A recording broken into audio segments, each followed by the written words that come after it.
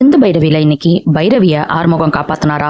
ஆறுமுகத்தை காப்பாத்த யார் வரப்போறாங்க அப்படிங்கறத பார்க்கலாம் வாங்க. சிவா நடந்த எல்லாத்தையும் ஒவ்வொன்னா யோசிச்சு பார்த்துட்டு இருக்காரு.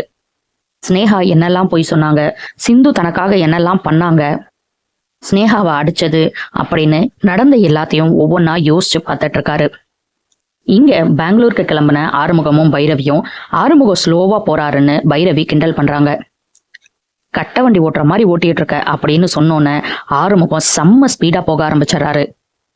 ஸ்பீடா போனதுல பைரவிக்கு வாமிட்டே வந்துடுது. வண்டியை நிறுத்து அப்படின்னு சொல்லிட்டு போய் வாமிட் எடுக்கிறாங்க. தலையை பிடிக்கிறதுக்கு போறாரு ஆறுமுகம். கையெடு, எப்ப பார்த்தாலும் எப்படா தொடுறதுன்னு வெயிட் பண்ணிட்டு இருக்கிறது அப்படின்னு வேற பைரவி ஆறுமுகத்தை திட்டுறாங்க. பேசிட்டு இருக்கும்போது மறுபடியும் வாமிட் வர போய் வாமிட் எடுக்கிறாங்க. ஆறுமுகம் சரி வாங்க லெமன் ஜூஸ் வாங்கி தரேன், அதை குடிச்சிங்கன்னா கொஞ்சம் எருக்களிக்கிறதெல்லாம் இருக்காது அப்படின்னு சொல்லிட்டு லெமன் ஜூஸ் வாங்கி தராரு. சிவா யோசிச்சுக்கிட்டு இருந்த மாதிரி இங்க ஸ்னேகாவும் நடந்த எல்லாத்தையும் யோசிச்சு பார்த்து அழுதுகிட்டு இருக்காங்க. சிவா தன்னை அடிச்சது, சிந்துக்காக சிவா பதறினது, சிந்துக்கு ட்ரீட்மெண்ட் பார்த்தது அப்படின்னு எல்லாத்தையும் யோசிச்சு பார்த்து அழுதுட்டு இருக்காங்க. அவங்க அப்பா வந்து என்னன்னு கேட்டா என்ன சொல்ல போறாங்க அப்படின்னு யோசிச்சுட்டு இருந்தா அவங்க அப்பா இன்னைக்கு ஆறுதல் சொல்றதுக்கு வரவே இல்லை. பைரவி அதுக்கப்புறம் டயர்ட்ல படுத்து தூங்கிடுறாங்க. ஆறுமுகம் குண்டும் குழியுமா இருக்கிற ரோட்ல ஓட்டினோன்னு மறுபடியும் எந்திரிச்சிடுறாங்க பைரவி. எனக்கு வண்டியே ஓட்ட தெரியாதா அப்படின்னு மறுபடியும் எந்திரிச்சு திட்டுறாங்க. அப்புறம் போயிட்டு இருக்கும்போது யானை சத்தம் கேக்குது. வண்டியை அவசர அவசரமா நிறுத்த சொல்லி யானை சவுண்டு கேக்குது. எனக்கு யானைன்னா ரொம்ப பிடிக்கும், நான் போய் பார்த்துட்டு வரேன்னு சொல்றாங்க. இங்க நடு காட்டுல போயிட்டு இருக்கோம், யானையை போய் பார்த்துட்டு வரேன்னு சொல்றீங்க? இந்த இடம்லாம் ரொம்ப ஆபத்தான இடங்க, வாங்க முதல் இந்த இடத்த விட்டு கிளம்பிடலாம் அப்படின்னு ஆறுமுகம் கூப்பிடுறாரு. ஆனா பைரவி நான் போய் ஒரு செல்ஃபி எடுத்துட்டு வரேன் அப்படின்னு சொல்றாங்க. செல்ஃபி எடுக்க போனா குல்ஃபி தான் அவங்க, வாங்க போலாம் அப்படின்னு மறுபடியும் ஆறுமுகம் கூப்பிட கேட்காம பைரவி காட்டுக்குள்ள போறாங்க. பைரவி காட்டுக்குள்ள போக பைரவிய தேடி ஆறுமுகமும் உள்ள போறாரு. கரெக்டா இந்த இடத்துக்கு இவர் எப்படி வந்தாருன்னு தெரியல. இதுக்கு முன்னாடி நடந்த ஒரு சம்பவத்தை இவர் யோசிச்சு பாக்குறாரு. என்ன உன் தங்கச்சிக்கு மாப்பிள்ள பார்த்துட்டு இருக்கியாமே அப்படின்னு கேட்க ஆமான்னு ஆறுமுகம் சொல்றாரு. உன்னை நான் விட்டு வச்சிருக்கிறதுக்கு காரணமே என்னோட மச்சானுக்கு உன் தங்கச்சியை கல்யாணம் பண்ணி கொடுப்பேங்கிறதுக்காக தான், இல்லைன்னா எப்பயோ உன் கையை வெட்டி போட்டு போயிருப்பேன் அப்படின்னு சொல்றாரு. இப்ப என்னடா உங்களுக்கு வேணும்? நீ என் கையை வெட்டுறதுக்கு முன்னாடி உன் தலையையும் உங்க அப்பன் தலையையும் சேர்த்து நான் எடுத்துருவேன் அப்படின்னு ஆறுமுகம் சொல்றாரு. ஆறுமுகம் அங்க இருந்து கிளம்புறோன்னு அவரோட மச்சான் உடனே எனக்கு காயத்ரியை கல்யாணம் பண்ணிக்கணும்லா இல்ல, ஆறுமுகத்தோட கையை வெட்டிடு மச்சான் அப்படின்னு சொல்றாரு.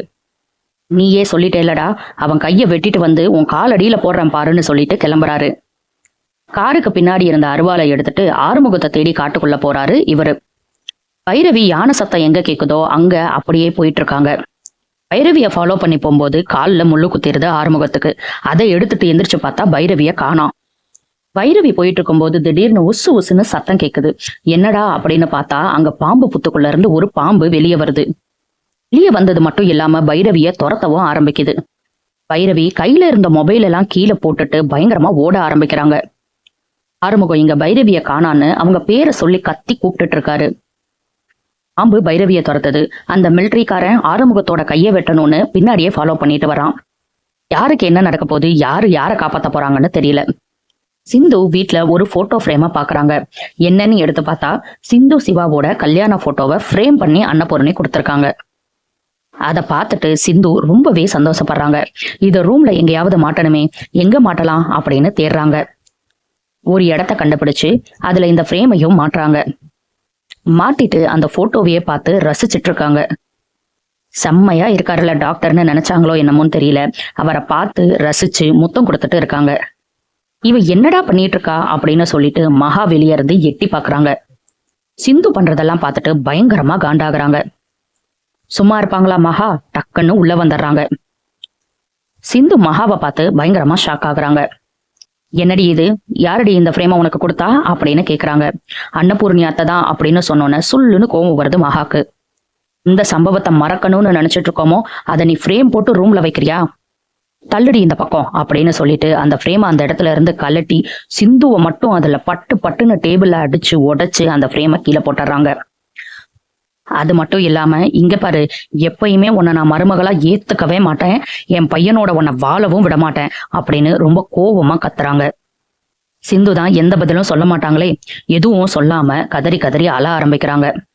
இப்பதான் இந்த போட்டோவை பார்த்து சந்தோஷப்பட்டோமே, இப்ப இந்த போட்டோல கூட கூட இல்லையே அப்படின்னு நினைச்சு அந்த போட்டோவை கையில எடுத்து வச்சு கட்டி பிடிச்சு அழ ஆரம்பிக்கிறாங்க. அந்த ஃப்ரேம்ல சிந்துவோட மூஞ்சியே இல்ல, வெறும் சிவாவோட மூஞ்சி மட்டும்தான் இருந்தது. இவங்க அழுதுட்டு இருக்கிறத யாரு பாப்பாங்க? இந்த சீரியல்ல எப்பயுமே நடக்கிறது எல்லாத்தையும் ஜன்னல் வழியா யாராவது ஒருத்தர் பாத்துறாங்க. சிந்து அந்த ஃப்ரேமை பார்த்து அழுதுட்டு இருக்கிறத சிவா ஜன்னல் வழியா பாக்குறாரு. அவர் பார்த்துட்டு சிந்துவை நினைச்சு ஃபீல் பண்றாரா, என்ன ஃபீல் பண்றாருன்னே தெரியல. ஆனா ரொம்ப சோகமா இருக்காருன்னு மட்டும் தெரியுது.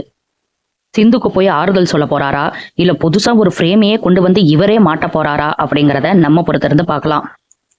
அடுத்தடுத்து சிந்து பைரவியில என்ன நடக்குதுன்னு தெரிஞ்சுக்க சப்ஸ்கிரைப் பண்ண மறந்துடாதீங்க.